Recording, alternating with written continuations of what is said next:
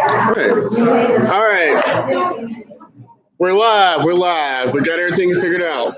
We are here. We are here, guys. So, thank you all for being here. Thank you all for being here. Thank you all for being here. Anytime. So we just got one quick announcement, and that is, if you aren't familiar, we have Operation Christmas Child going on right now. So if you see behind me, there are a bunch of dates. The two most important dates are this Friday and Saturday. So this Friday from 6 to 8 p.m. in this room, we'll be packing boxes for the Operation Christmas Child. And then also on Saturday from 2 to 4. So if you're able to help, please come out and do that. It's only 2 hours. But y'all remember last week how we talked about and mentioned the idea of like serving the community, serving the church. We're able to move stuff back into the church with all the stuff that was outside with the carpet and everything. This is another way to continue doing that as we continue serving our body and serving the world around us. And so that's this Friday, 6 to 8 p.m., and then Saturday, 2 to 4 p.m. as well. And then if you're able to help on Sunday mornings, they need a little help in the lobby.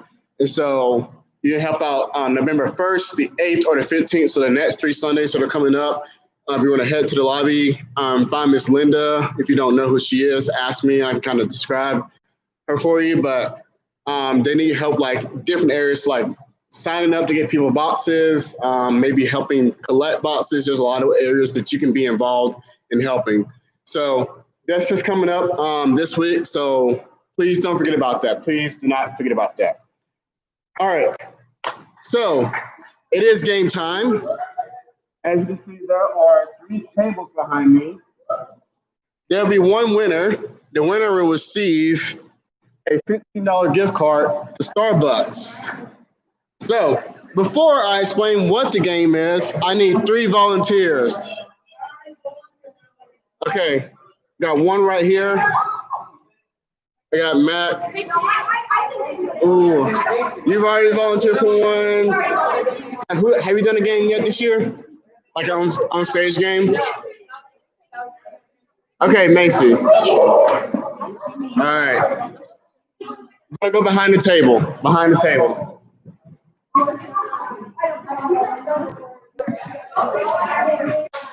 All right. I haven't explained it yet. All right. The game is called One More Sip.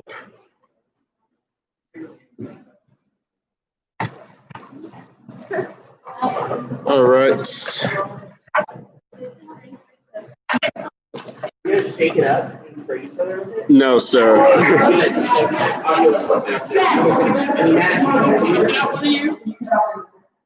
Okay. The way the game is going to work is there are 3 sodas in front of you. Your job is to sip the soda until you're able to balance it, like so. Wait, what?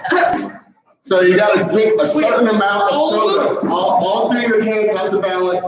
Please do not knock over your opponent's tables.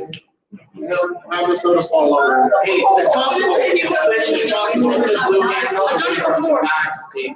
Yeah, I got it. I feel like that's gonna be a bad. I got you. Yeah, The under. I got it. So that makes sense. You have to sip it and kind of guess how close you have to get hands balanced. All 3 cans have to be remaining at the end in order for it to count. Can I? All right, does that make sense? Huh? You cannot use this as a reference. You gotta use your memory now.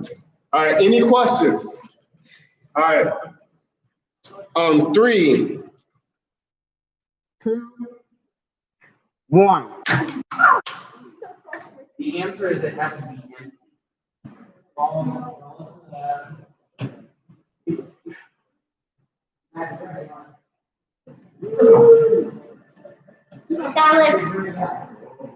Oh, Matt's already got one.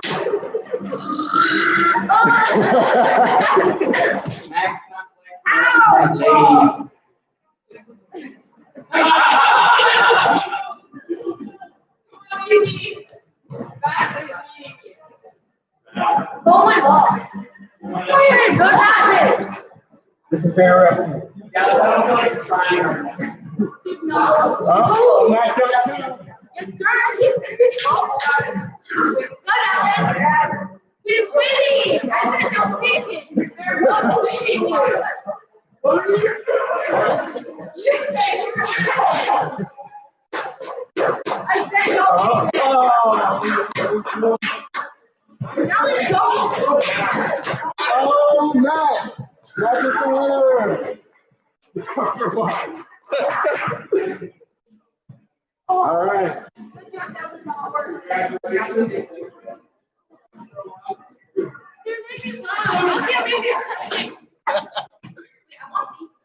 You can take a soda if you want.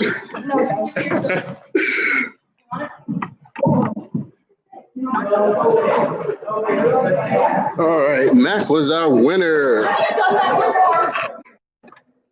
Okay, like how much do you have to drink?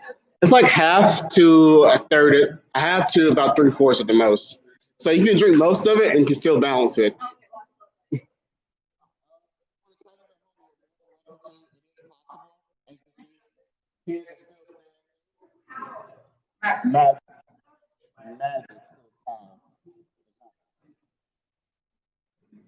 So we are continuing our series entitled To Change Up.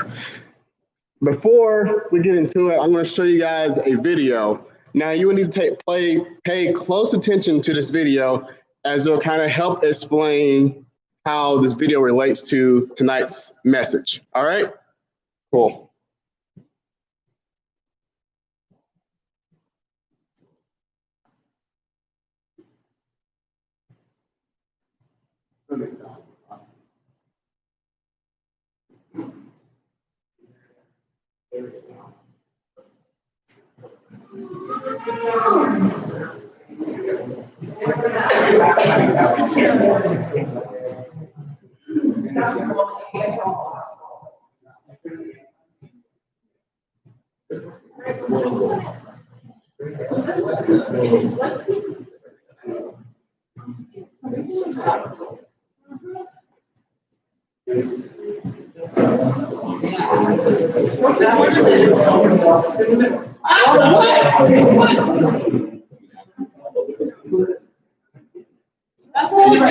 It's in the middle.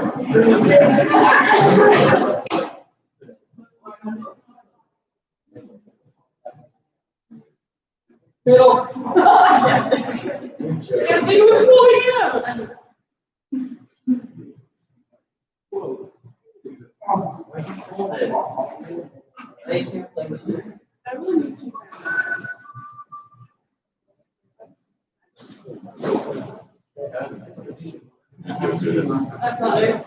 It's folded.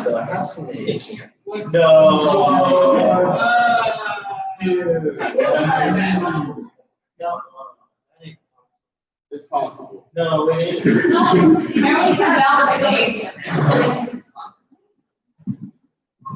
Oh, there's a sound. I just had it muted. That's fine. It's fine.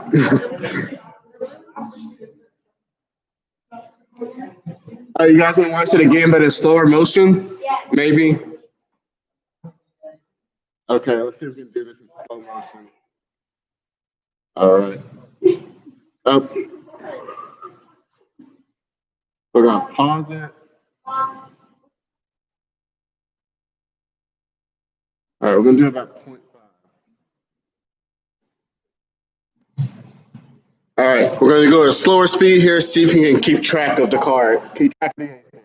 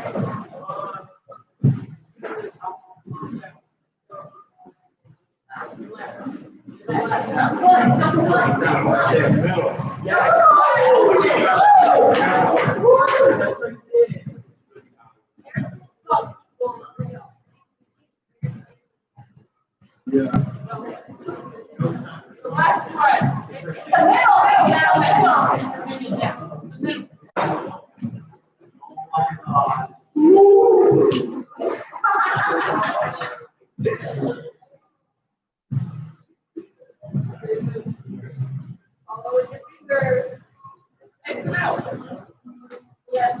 Yes.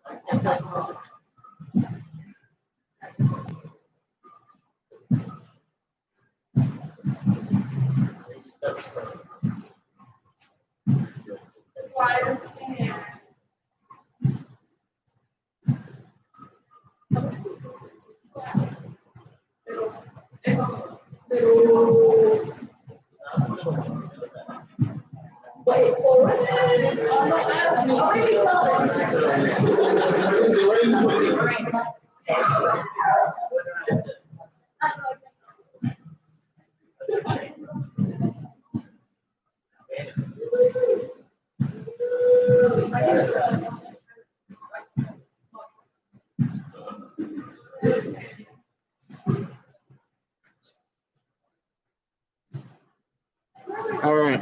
So was that a little easier to figure out the first or second time? Second. First, first time. Should have been the second time. Should have been the second time. So how does that relate to our series you may be asking? The game is called Three Card Monte. And this game is played a lot on the streets. And so like people basically hustle people into thinking they can win this game.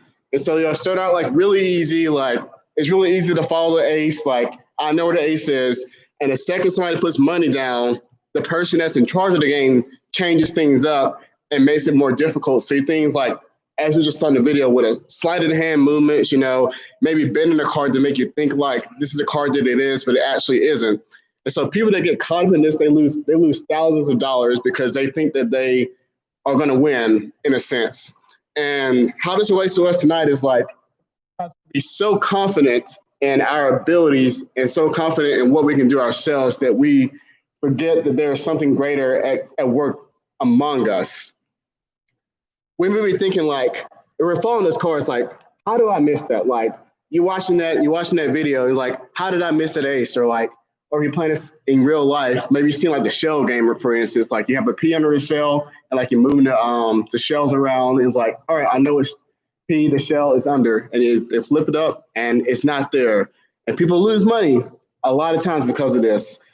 So 2 weeks ago, we talked about, not last week, but 2 weeks ago, we talked about how God's perfect love drives out fear, right? But tonight we're gonna change things up. We're gonna focus on how does the hustle, in a sense. So like, how does fear hustle us into believing that we are not capable of doing things? Fear will make us believe these two simple words. It's not there anymore. But the two simple words are, I can't. And so tonight's passage will be in Exodus chapter 3, verses 7 through 14. Those of you who are watching online, I know it's a little harder to see there, but it's Exodus chapter 3, verses 7 through chapter 4, 18. So it's a really long passage tonight, a lot of reading. So I need to be very attentive here, but bear with me through that. And so tonight we'll be looking at the life of Moses. We know Moses as the guy who, was born in the basket, led the Israelites across the Red Sea, gave them the Ten Commandments, XYZ, like everything else we know about Moses. But before Moses became that leader that we know him to be of Israel, he struggled a lot with inadequacy. He struggled a lot with basically becoming the man that God had called him to be.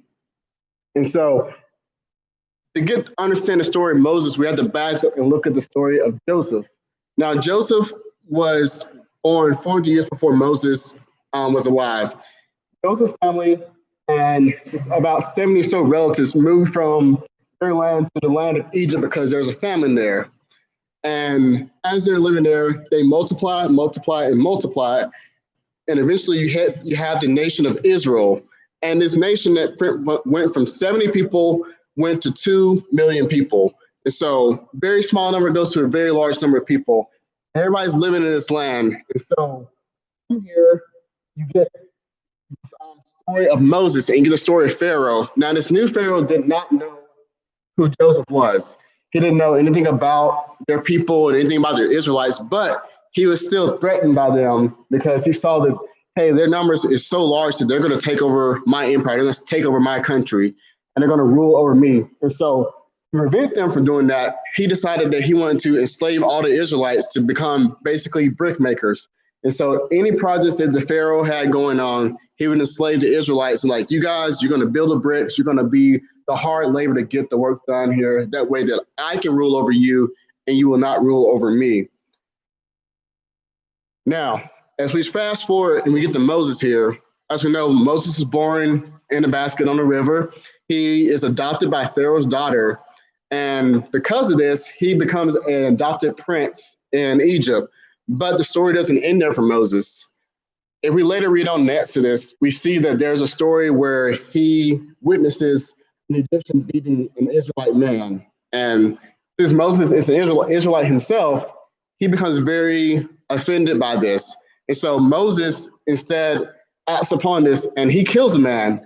Now, people see this happen. They freak out. Everybody's like, we know what you did, Moses. Like, we saw you kill that guy. And because of this, Moses is in a lot of fear at this point. So he flees from the land and he goes and hides away. And this is where God and Moses kind of enter into the picture here. So in Exodus chapter 3, verse 7, we're going to go through chapter 4, verse 18. We're going to see this conversation that happens when Moses has been fleeing for such a long period of time. We're going to see how does God kind of bring him back into here. So beginning at verse number 7, the Lord said, I have surely seen the affliction of my people who are in Egypt. I have given heed to their cry because they're sick, because of their taskmasters, for I'm aware of their suffering. So I have now come to deliver them from the power of the Egyptians and to bring them up from the land to the goods, bring them to the land of good and spacious land, a land flowing in milk and honey, to the place of the Canaanite, the Hittite, and the Amorite, and the Perizzite, and the Hivite, and the Jebusite. Now behold, the cry of the sons of Israel has come to me. Furthermore, I have seen the oppression from which the Egyptians are oppressing them. And so the Lord is writing here. He is telling the reader here that like he hears the cries of his people, and like he hears they're being oppressed. He's here that like things just aren't going right for them. And so he's like, I hear your cry. I'm going to deliver you. Keep reading on verse number 10. Therefore, come now, and I will send you to Pharaoh, so that you may bring my people and sons of Israel out of Egypt. But Moses said to God, who am I that I should go to Pharaoh, and that I should bring the sons of Israel out of Egypt? And he said, certainly I will be with you. This will be the sign to you that is with you that I have sent you. When you have brought the people out of Egypt, you shall worship God at this mountain. Verse 13, then Moses said to God, behold, I am going to the sons of Israel, and I will say to them, the God of your fathers has sent me to you. Now they may say to me, what is his name? What shall I say to him? God said to Moses, I am who I am. And he said, thus you shall say to the sons of Israel, I am has sent me to you. So Moses is asking, like, if I go to these people, how are they going to know that you are the God of Abraham, Isaac, and Jacob in a sense? How are they going to know that you are the true God here? And God says here, like, I am who I say I am. Verse 15, God furthermore says to Moses, thus you shall say to your sons of Israel, the Lord, the God of your fathers, the God of Abraham, the God of Isaac, the God of Jacob, has sent me to you. This is the name forever. This is my memorial name to all generations. Go and gather the elders of Israel together and say to them, the Lord, the God of your fathers, the God of Abraham, Isaac, and Jacob, has appeared to me, saying, I am indeed concerned about you and what has been done to you in Egypt. So I said, I will bring you up out of the affliction of Egypt to the land of the Canaanite, the Hittite, the Amorite, the Perizzite, the Hivite, and the Jebusite, to the land flowing with milk and honey. They will pay heed to what you have said, to what you said, and you, with the elders of Israel, will come to the king of Egypt, and you will say to him, the Lord, the God of Hebrews, the Lord, the God of the Hebrews, has met with us. So now, please let us go a 3 days journey into the wilderness so that we may sacrifice to the Lord our God. Verse 19. But I know that the king of Egypt will not permit you to go except under compulsion. And so what he's saying here is like, I know that Pharaoh is not going to let you go unless like there's something drastic that happens here. So I stretch out my hand, strike Egypt with all my miracles, which I shall do from the midst of it. And after that, he will let you go. And so we know this as kind of like the 12 plague, the plagues that pretty much struck Egypt at the time. Like you had the plague of the frogs and darkness, firstborn, XYZ, and it says there. And so this is what the Lord is saying here. And then he said in verse 21, I will grant this to my people, favor in the sight of the Egyptians, and it shall be to you when you go. You will not go empty-handed, but every woman shall ask her neighbor and the woman who lives in her house articles of silver and articles of gold and clothing, and you will put on your sons and daughters. They will plunder the Egyptians. Then chapter 4, we just have a few more verses here. Beginning in verse 1, it says, Then Moses said, what if they will not believe me or listen to what I say? But they may say, the Lord has not appeared to you. The Lord has said, what is it that is in your hand? They said, a staff. Then he said, throw it on the ground. So he threw it on the ground and became a serpent, and Moses fled from it. But the Lord said to Moses, stretch out your hand and grasp it by its tail. So he stretched out his hand and caught it, and it became a staff in his hand, that they may believe that the Lord, the God of your fathers, the God of Abraham, the God of Isaac, the God of Jacob, has appeared to you. The Lord furthermore said to him, now put your hand into your bosom, so that you may put his hand into his bosom. And when he took it out, behold, his hand was leprous like snow. Then he said, put your hand into your bosom again. So he put his hand back into his bosom, and when he took it out, behold, it was restored like the rest of his flesh. Verse 8, if then they would not believe you or heed the witness of the first sign, they may believe the witness of the last sign. And so he's saying, like, if you guys haven't believed this, if you guys haven't believed that, I want you to check out this last thing, this last sign, then they have to believe what you're going to say. So, if they do not believe even the two signs, what you have said, then you will take some water from the Nile, pour it on the dry ground, and the water from which you take the Nile will become like blood on dry ground. Then Moses said to the Lord, behold, Lord, I have never been eloquent, neither recently nor time past, nor since you have spoken to your servant, for I am slow of speech and slow of tongue.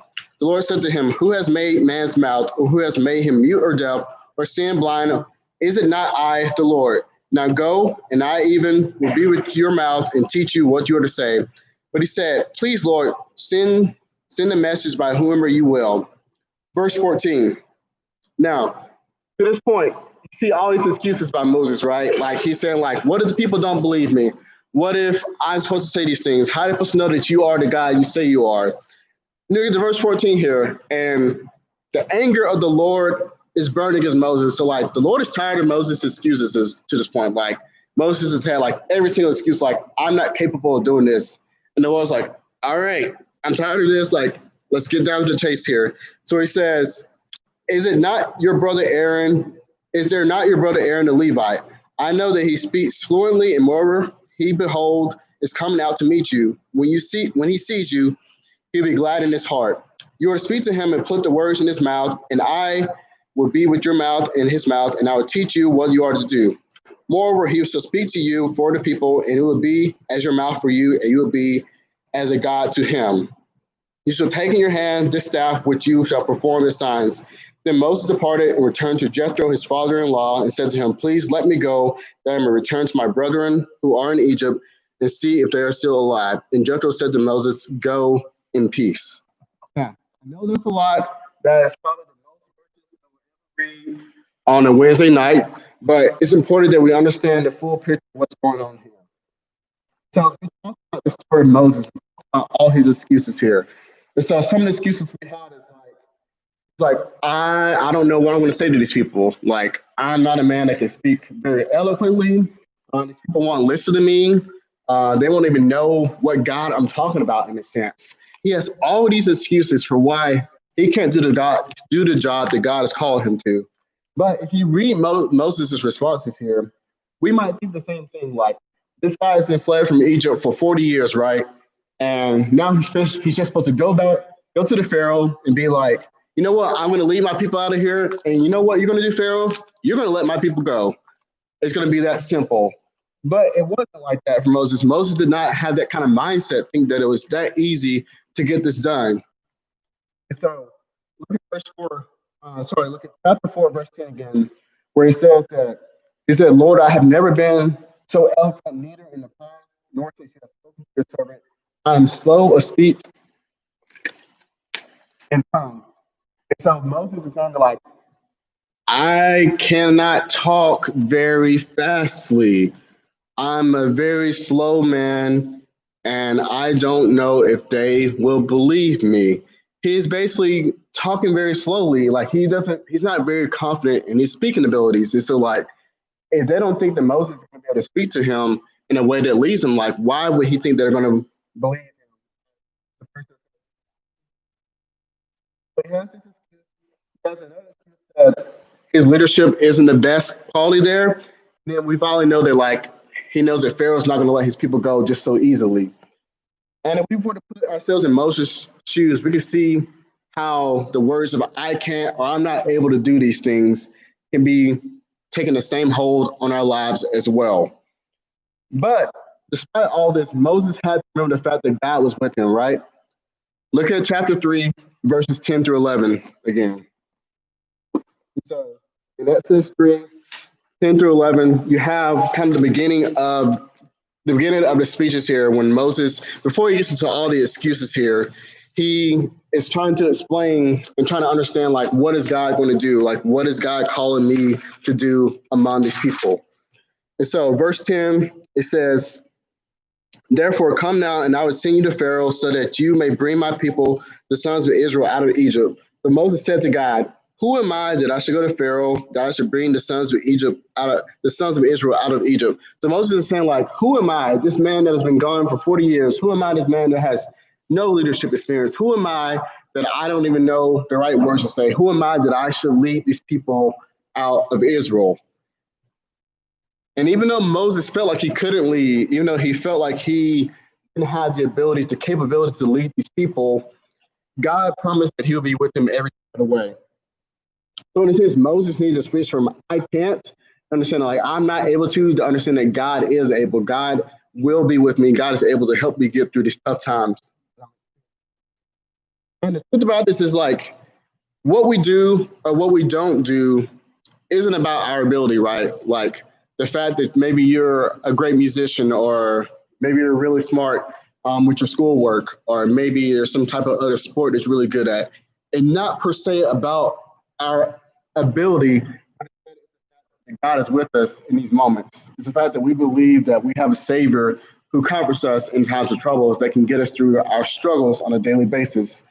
And so we may have moments in our life where we think we're like Moses here, in a sense, like I can't invite my friends to church because they'll think that the church is a weird place, or I can't pray in front of everyone because I don't know what to say. I'm pretty nervous. Like I don't like speaking in front of people, or I can't share Jesus with a stranger because they'll think I'm a weird person.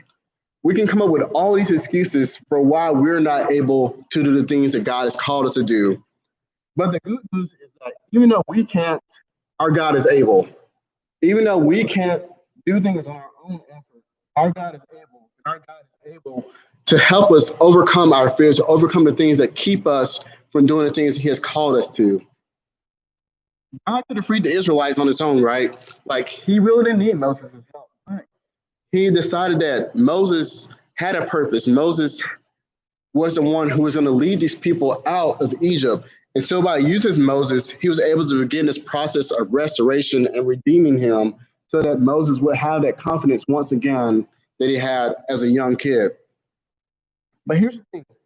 Moses wasn't the only person that fear tried to hustle in a sense. Here are a few more people I'm going to read through and show pictures of who had experiences with fear and believing that they maybe weren't able or successful in their own lives. First up, I don't know who this guy is. Was that it? Yes, yes. Great, great. So we have Joseph Salk here. This guy is the guy who invented the polio. Sorry, he invented the vaccine for polio. But before he invented the vaccine, he had 200 unsuccessful attempts of creating it. And so someone once asked me, how did it feel to fail 2 times trying to invent the vaccine for polio? So I answered, I've never failed 200 times at anything in my life. I discovered 100 ways not to make a vaccine for polio. This guy, Michael Jordan. We all know him as, some maybe see, the greatest basketball player of all time. Some may say maybe LeBron James is. This is a debate for another day. But Kobe's a great player as well. But we know Michael Jordan is a great basketball player in the 80s and 90s here. And part of his coming to fame was being known for his 1998 game-winning championship shot, 98 finals. But there are a lot of times where he came up short, right? He said, on 26 occasions, I have been trusted to take the game-winning shot, and I've missed. I have failed over and over and over again in my life, and that's precisely why I succeed. And so Jordan's pointing to the fact that he failed is why he's able to learn from his failures and move on to succeeding. And then finally, we have this guy, Abraham Lincoln, Honest Abe, if we will. Now, there's a lot that went on with Abraham Lincoln before he became president. And Abraham Lincoln was 7 years old. His son was forced out of his home by legal technicality. He had to work again to support them. At the age of 9, his mother died. At the age of 22, he lost his job as a store clerk. And he wanted to go to law school, but his education wasn't good enough. At 23, he went into debt to become a partner in a small store. At 26, his business partner died, leaving him a considerable debt that took years to repay. At 28, after courting the girl for 4 years, he asked her to marry him. She said no. At 37, on his third try, he was elected to Congress, but 2 years later, he failed to be reelected. At 41, his 4-year-old son died. At 45, he ran for Senate and lost. At 47, he failed as a vice presidential candidate. At 49, he ran for Senate again and lost. But at 51, he was finally elected president of the United States. And so each of these people had their moments of failures, right? You have the guy who failed with the polio vaccine for many times. We have Michael Jordan, who missed a lot of shots in his career, but ultimately he ended up winning a lot of NBA championships. And we have Abraham Lincoln, who had a lot of failures in his life, but after all these failures of not becoming a presidential candidate or running for Congress, he was finally able to succeed. It's natural to have a fear of failure, right? It's natural to have a fear of rejection or feeling like you're not good enough or adequate enough to get the job done. And fear wants to deceive us to believing that this is the truth. It wants us to believe that we can only overcome these lies and these efforts on our own self by our ability of what we can do. And as a result, we spend a lot of unnecessary energy feeling overwhelmed because of our past failures. And so when we fail, we think about those past failures and we try to overcome them, thinking that if I just do this differently, or if I take a different route, I'll be able to overcome this failure. But that's not the case here. That's not what God is telling us here. The truth lies beyond the failure here. In each of these cases, we see that their failures were not the end of the story. Instead, these people were able to use their embarrassments, their failures, to help them build toward future successes. They weren't inadequate. They just failed. But they could still learn from their failures. So as we come to a close tonight, if fear attempting to deceive you into thinking that you're not capable of overcoming maybe the challenges that you face in your life, those challenges we talked about earlier, maybe that's inviting a friend to church. Maybe that's sharing Jesus with somebody that you've been very close with for a long time. Maybe that's sharing Jesus with somebody that you don't even know. Maybe that's just growing closer to the Lord, but you don't know exactly how to do that. There's a lot of fears that come into our life as far as how am I going to overcome this? How am I going to take care of this problem? But even when we feel like we're not good enough or we're not capable enough to overcome these problems, understand that like it's not defined by our ability, guys. Like it's not defined by what we can or what we can't do. Instead, it's defined by the fact that God is with us. As he was with Moses, like Moses had all the excuses for why he was not able to do the things that he needed to do.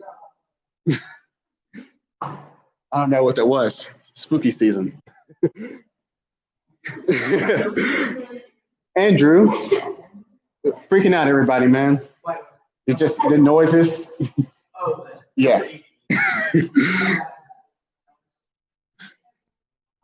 So there was a loud screech that you may not be able to hear online, but everybody's freaked out. But we just think it was Andrew. So Andrew's just making a bunch of noises here. But as I was saying though, as we come to a close here, like the key to pulling fears, deception on inadequacy is allowing the love of God to infiltrate our lives. And so when this happens, we realize that God's promises can be with us every step of the way, as he was with Moses. Like Moses had all the excuses of why he couldn't do things, but God was with him. God was able to help him understand that, Moses, you're not by yourself. You aren't struggling on yourself. You're not struggling by yourself, but I am with you. I'm going to help you know what to say. I want to help you lead the people from Egyptian oppression to be able to lead to the land of flowing of milk and honey. So when fear tries to hustle us and thinking that we can't or I'm not able to, we made the switch from I can't to he will. Knowing that like we are not possible, like we can't do things on our own, but knowing that God is able and God will help us overcome our fears. So let's pray. Father, we just come before you tonight, just reflecting on how you worked in Moses' life. And we understand that this was a lot to take in with this large passage here, but just seeing the examples and the excuses that Moses had. And Lord, I know we have a lot of those excuses as well, thinking that we're not capable or good enough to carry out the things that you've called us to do. And so I just pray that we just change that mindset from thinking that we're not able to knowing that you are able to help us overcome our fears. Our fears of sharing Jesus, our fears of growing closer to one another, our fears of just doing things for your kingdom. Help us overcome those fears so that we may be full servants dedicated to the work that you call us to do. In your name we pray. Amen. All right. So, guys and girls, we lost a couple of our leaders. So, girls over here, Miss Betty and Emily, and then the guys will be with me and Andrew. Woo.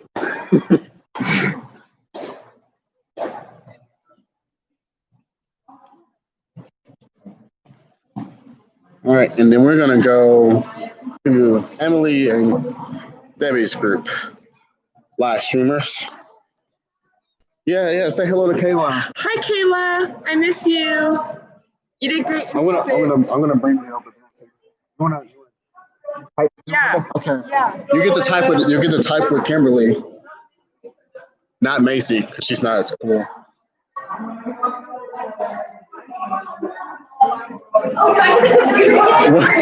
Somebody's getting the computer. Somebody's getting. I don't care who gets it.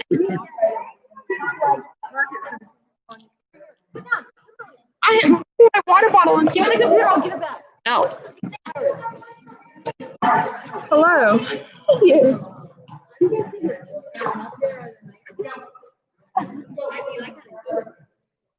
Oh, hi, Kayla. Say hi.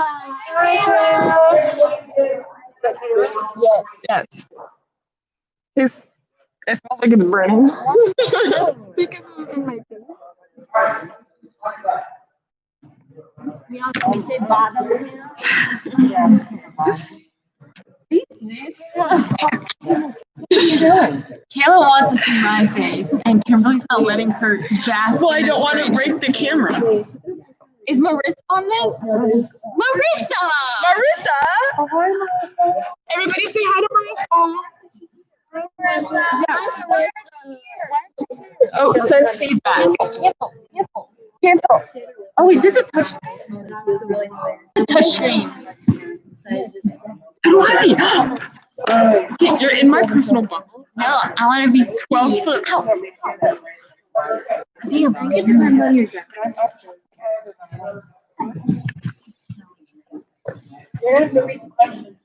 I will. All right.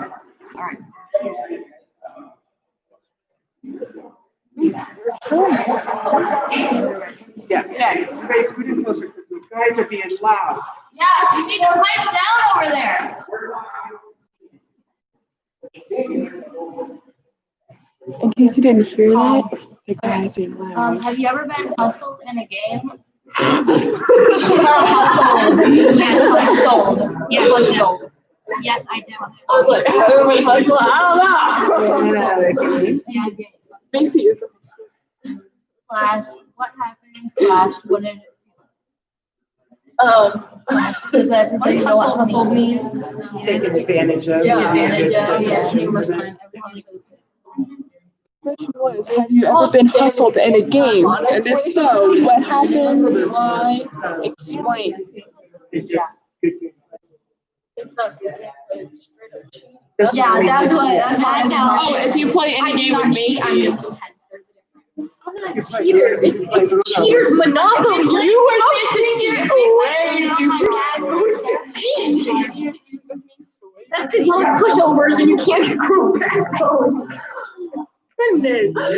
I'm salty about this. We're having this discussion. Oh, you started it. Stop it. Stop it. We're listening. Yes, I've been hustled. And apparently I hustled people. Marissa says exploding kittens. What happened, Marissa? It's cheaters addiction. Danielle, you were there. And whenever you did something cheating-wise, they're all like, Danielle cheated. And then when I do something, they're like, you cheated. She didn't just cheat. She went this and this, and she went way past You what the can't game go way was. too far in a cheating game, though. That's the point of the game. Yes. Marissa said to She said she just put Macy. Oh, yeah. Yeah, we taught them how to play, and I'm pretty sure Maddie had hustled on that. She said you were cheating. Basically.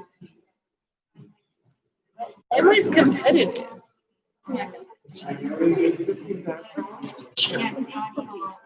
Not exploding kittens.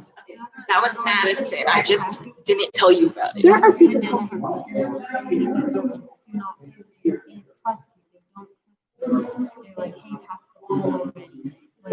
But in reality, you had passed the ball at that moment. Your teammate could have got you seriously injured. Yeah. Dodgeball? Dodgeball.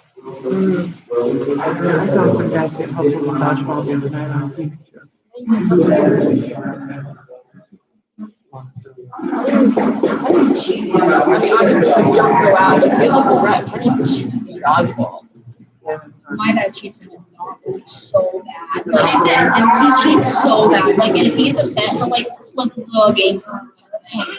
It's like, so like, we always not make him happy.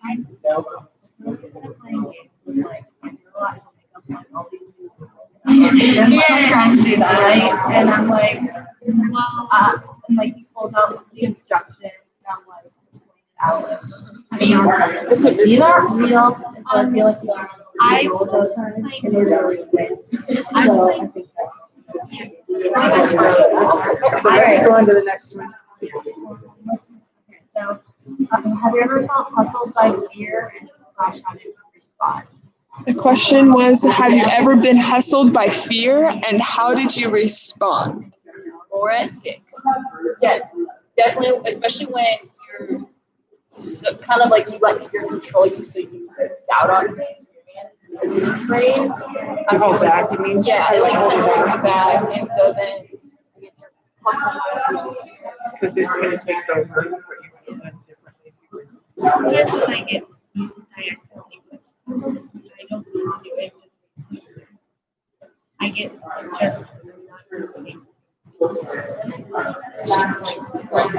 Kayla said she was trying to jump off her fence and her body went bent. Oh, yeah, I know. Jump off her fence. She did it okay. I recently had this thing for a teaching internship, and so you have to do these questions and for an interview. And it took me 6 hours to just fill out all the questions because I was so scared that I would get it. And so, but I actually did get it. I think that's a really good example of why not? I don't know, just jump in, and if you don't get and so why not? It sounds like there's something That that's not reminds me of hard a New involved. Yorker.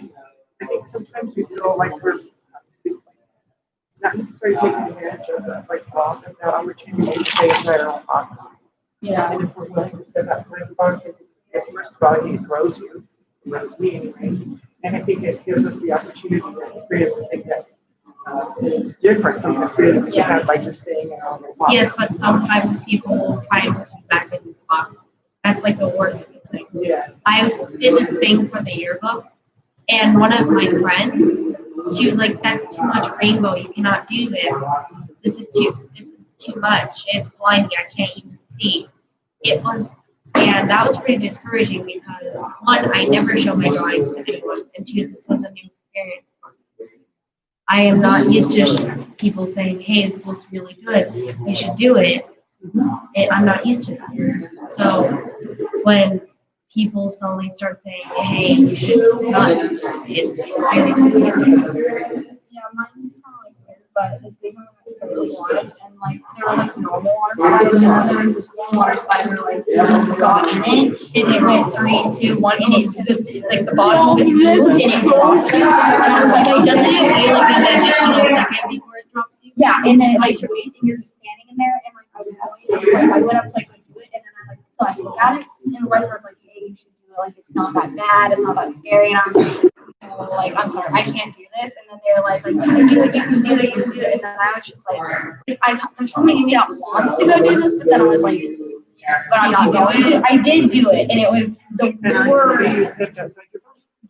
And it was horrible. I had a similar experience. It was the one at Sunsplash where it dropped. Oh, yeah. I got all the way in it, and I just heard it counting down, and I started banging. Yeah, that's what I did. I was like, "You have to let me out of here." Yeah. I opened it, and they're like, "Okay." I was like, "Yeah, I'm leaving." Yeah, I did that. I started banging, and then the lady was like, "I'm sorry, you told me you have to do this." And I was like, "No, let me out, let me out." And she pressed a button. I was just standing there like, "What is this thing gonna drop?" It's super dangerous. No, not the water slide. No, but keep your arms stuck. Yeah, she said, she's like, "Put your arms back." And I was like, "It's already coming down. I'm just gonna do it." And I was like, and I closed my eyes, and I was like, bang, and I was like, hitting the face so much water, and it was terrifying. And I did it again after that, and I don't know why. That is nothing compared to that. Let's see if we gotta. The iron Rattler is an 80% drop. Who has Bibles? Crazy. Macy, Who has Bibles? Macy's Do you have a Bible? 2 people. Wait, how many people you're actually on the phone? I do. 2 people that can look at their Bibles and read something. I literally. Exodus 3, 11, and 13. Kimberly, Exodus 4, 1, 10, 13. 1, 10, 13, or 1 through 10. 1, 10, 13. So 11, and 13. separately? Yes. Okay, so here we go. Okay, listen. Macy's turn. But Moses said to God, "Who am I that I should go to Pharaoh and bring the children of Israel out of Egypt?" And then 13. Then Moses said to God, "If I come to the people of Israel and say to them, 'The God of your fathers has sent me to you,' and they ask me, 'What is his name?' what shall I say to them?" Okay, and then. Then Moses answered, "But behold, they will not believe me or listen to my voice, for they will say, 'The Lord did not appear to you.'" And then 10. But Moses said to the Lord, "O my Lord, I am not eloquent, neither in the past or since you have spoken to your servant, but I am slow of speech and tongue." And then 13. But he said, "Oh my Lord, please send someone else." So what are some excuses that Moses gave to God? It's tongue tied and flustered if he tries to talk to people. What else? Can't speak. He doesn't know how to, like, he doesn't think people will believe him. Like, if they say God sent him, he'll be like, well, how do they know? It's not my word. All that. So incredible. Yeah. Did he become a U.S. Christ? So what are some excuses that you have said to God because you felt like you weren't capable of doing it? Someone else will do it. That's good. The question was, what have you said to God as an excuse to not do something? And I said, someone else. Like, I don't think they wanted to know what you said. So like when God like makes a decision, it's like for your life and your family, like why is it not happening? Like why can't it happen? And obviously, why because like you're also going to be something specifically like why can't anyone else be the one so I go through this so I What about That too. I'm never too busy for anything. I got stuff going on. That's what Kayla said. She said that I was busy. Busy, yeah. United States.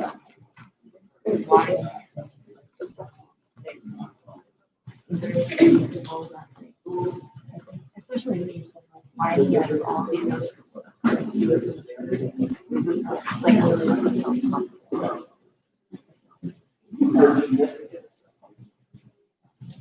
Okay, so we have more verses. Exodus 3:12 and 14. I'll do 14 through 22. Now there's another one, so you do that one. 12 and 14 through 22. Okay. Okay, what do you look at this one?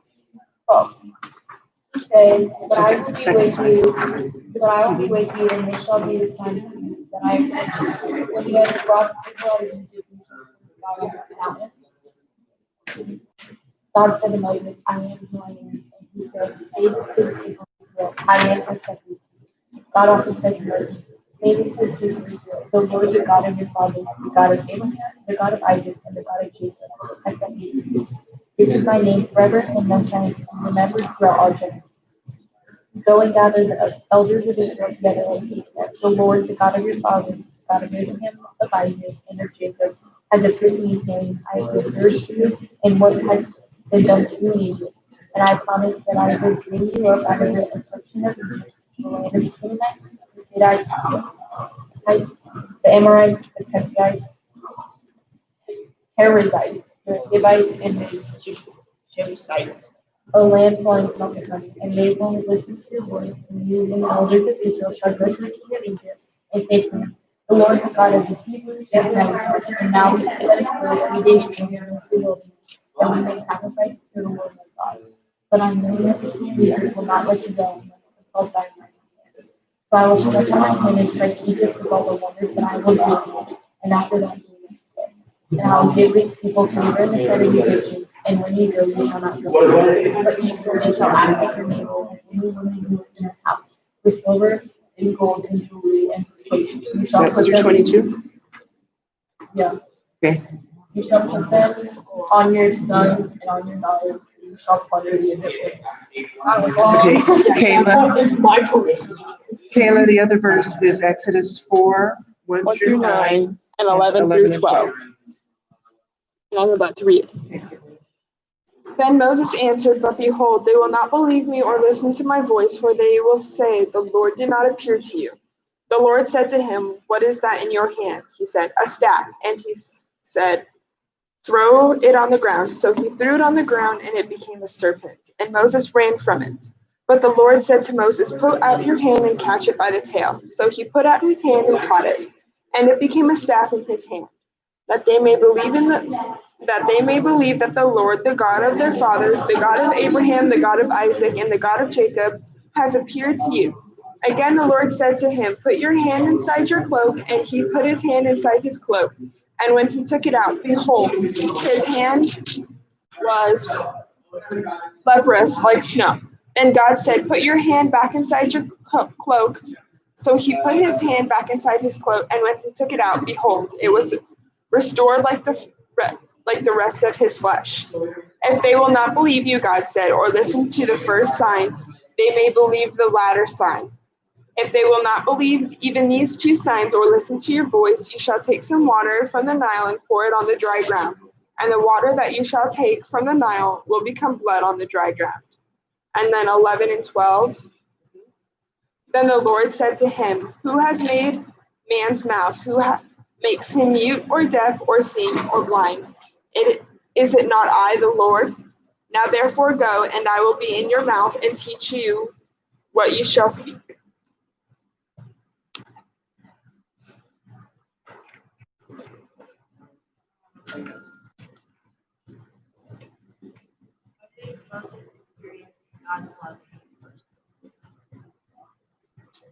God will be there for you. Like, you're not in this alone. Like, look at me, I have all this power and I'm on your side. And he kind of proved it with the stake and the staff in his hand. That he's not that he's empty. Yeah, that he's not. Yeah.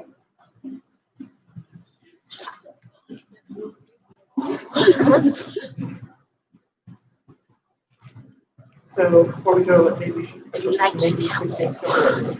over these questions. One of them is, what are some things that make you feel inadequate?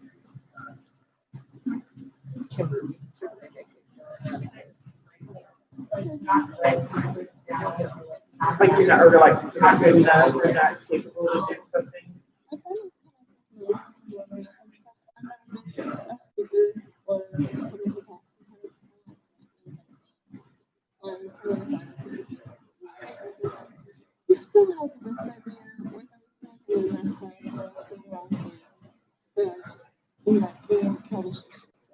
And she has an English teacher that said that make cultural challenges are on that point all the time.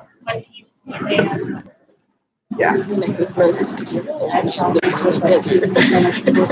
This was like, I don't do that often because I didn't do it, but like that's gonna be my job. So like, that's the challenge. And also like, taking care of myself to help with others. It's like a big thing. It's like, oh, they sound great when I'm like listening to somebody else, and then when I listen to my own voice, I'm like, that's awful. I hate like listening to my own voice. Yeah, so. Comparing. I know a way. Quizby, your computer doesn't have power back there. Okay. What's going on over here? People it works because the way you're not able to fix things. Seriously, that's the way it works. I mean, I have a seriously freaky hamster, a hedgehog, and a dog that I have to deal with. Like, I know how to talk in front of each and every one of them. The hamster I don't talk to, the ginger I talk to, and the haiku is my pet, so of course I talk to him. Don't. Wearing skirts. What do you want to So let's see if we can get through and ask women number 7. To just kind of skip over. Have you ever faced a situation that seemed too big for you to handle? No. Oh,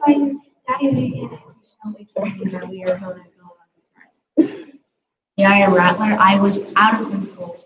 Yes, I completely could not handle that. Have you ever faced something that you felt like was too big for you to handle, Yes. and what did you do about Yeah, it? it's actually not too big to handle. I couldn't Water get slide it. and I cried. I needed eight. But you overcame it, right? Yes, By and I choice, did. by force, it was not by choice. Yes, I definitely did overcome that. Honestly, anything that requires you There's to only jump one way that's scared. come close. Which honestly, Hold on, what did you say, Mason? anything that requires me to jump scared. Like, I know sometimes like it's really like physical example. You have to emotional.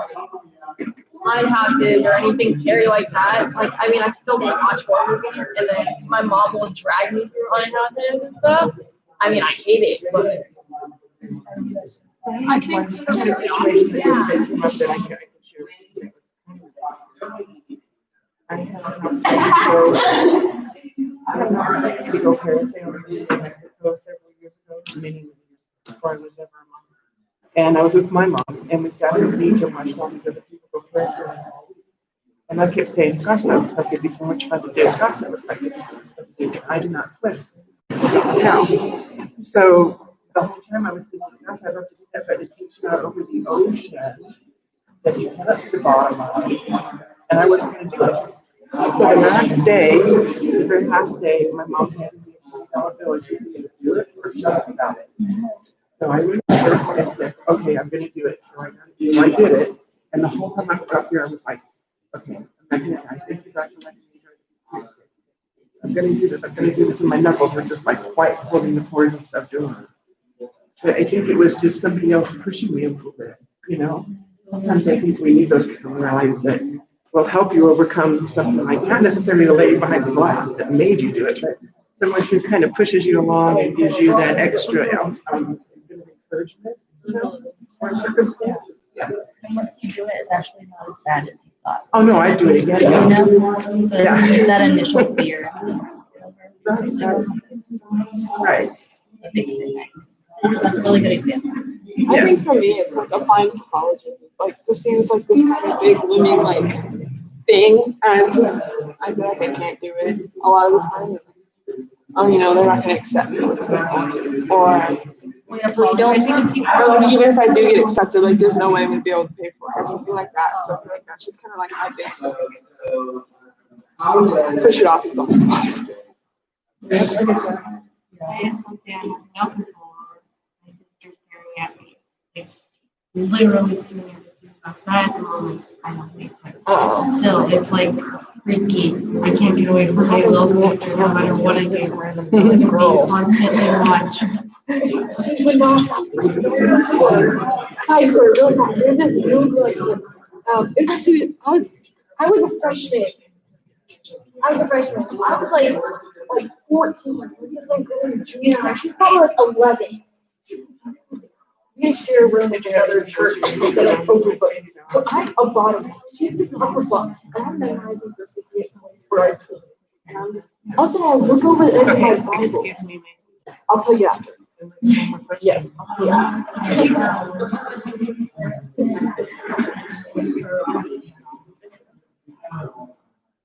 So how does love pull up to our Read it to Kayla. So she can do it. How does love pull the plug on fears? Just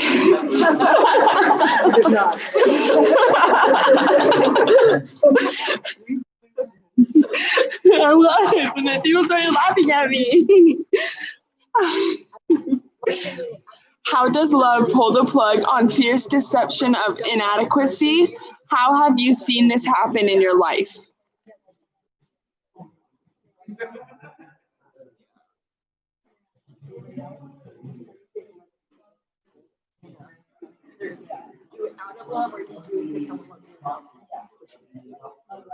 She said, huh? Yelling at her in her face. Okay. How does love pull the plug on fierce deception of inadequacy? How do you see this happen in your life? Basically, how does love conquer fear? Yeah. Love conquers fear, and how does it happen in your life? Marissa. It's not love conquering fear. It's love being more powerful than fear.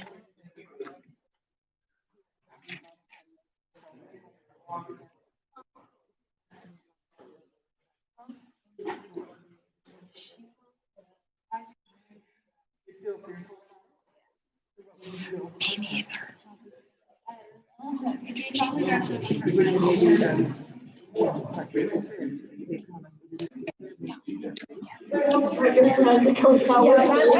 Marissa says compassion. Eat some ice cream, Marissa.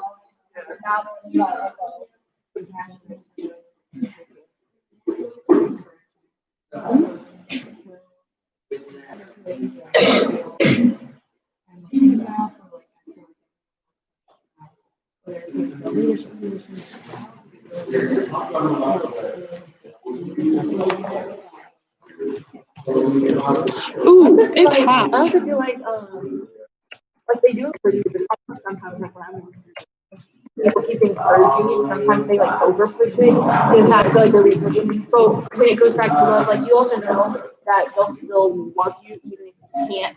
Even if you say no and don't If you do can't it. do it this time, to know that they would still love you and they'll still support you either way. It kind of helps build up so that next time you can do it. I didn't mean to like completely overpass Quit you. talking. They don't want to talk to you. So pray. Requests? Highly. Any prayer requests? Marissa's mouth. What's up? Oh, wisdom. How's the mashed potatoes? I told her to eat some ice cream. Milkshake. Milkshake. You take the milk and you shake.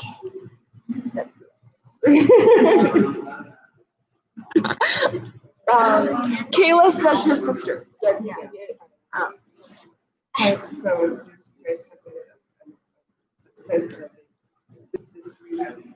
Just like take a smoothie. Like take your mashed potatoes and your steak and like blend it up, make a smoothie and eat it. And then it's real food.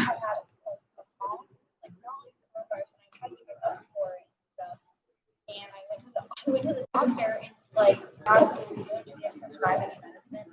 And they were saying things like I should go get my blood drawn and chest x-rays with my lungs.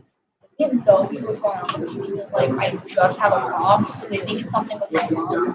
So if you could just like pray for that, because like I'm getting concerned myself because like why am I not getting better? Because even if it was like coronavirus, 2 weeks it should have already passed, and I've had this for months now, so it's like kind of freaking me out a little bit. I don't know why I'm not better. Marissa says New Orleans hurricane. Wait, like, I feel like I'm So you guys know what a I just hurricane tried is, right? talking. With Yeah. my friend, you guys know what a hurricane is, right? So, excuse me.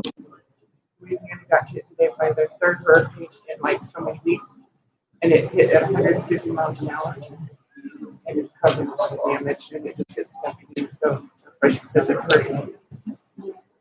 Yeah.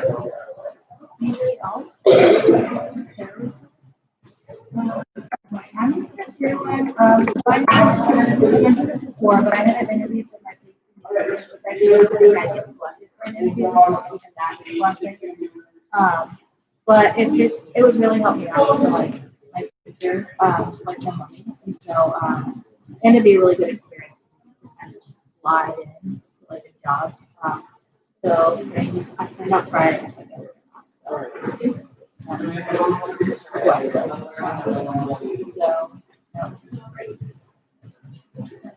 I take my SAT in like A week from I Saturday. would take my PSAT tomorrow. It's like the practice SAT, you can still earn a scholarship off of it. So Am I right? we're doing prayer requests. Oh wait, you already know that. just testing, just testing. PSAT. Still waiting on ACTs. You want to pray? Dallas wants to pray. No, I mean, that's awesome. There is She just asked me about something that I absolutely know about. I get left out of all of our like little family meetings, and then I figure it out. Like, Are you gonna pray? yes, I'm gonna pray. Okay. I'm gonna pray. West. I want to like pray. I need help with the and Marissa's residency. And my off because it's more serious than the first ones that I found out because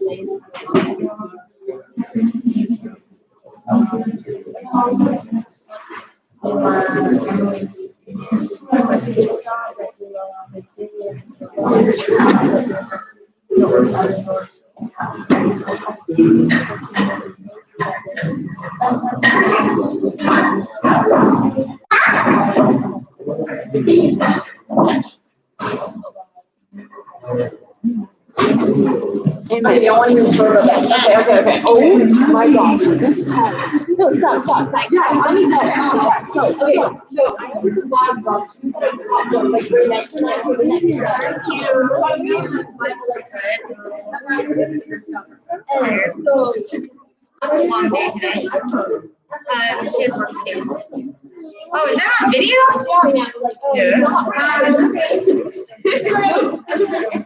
Kimberly, do you know how to set your knives? Oh, my butt's in the way.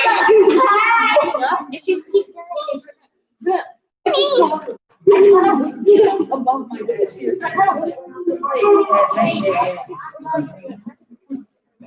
I literally this girl gets down from her bed, stands on the floor, just stares at my what is wrong with you? And it's just, that would have been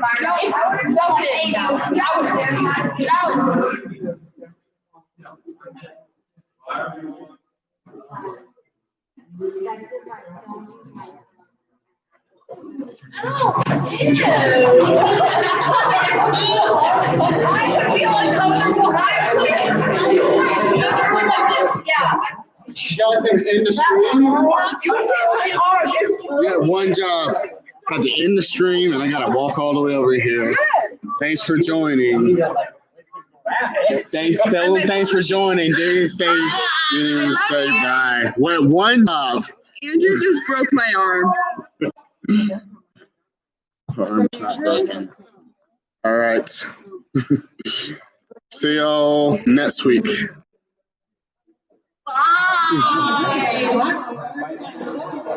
Make sure you click the subscribe button below.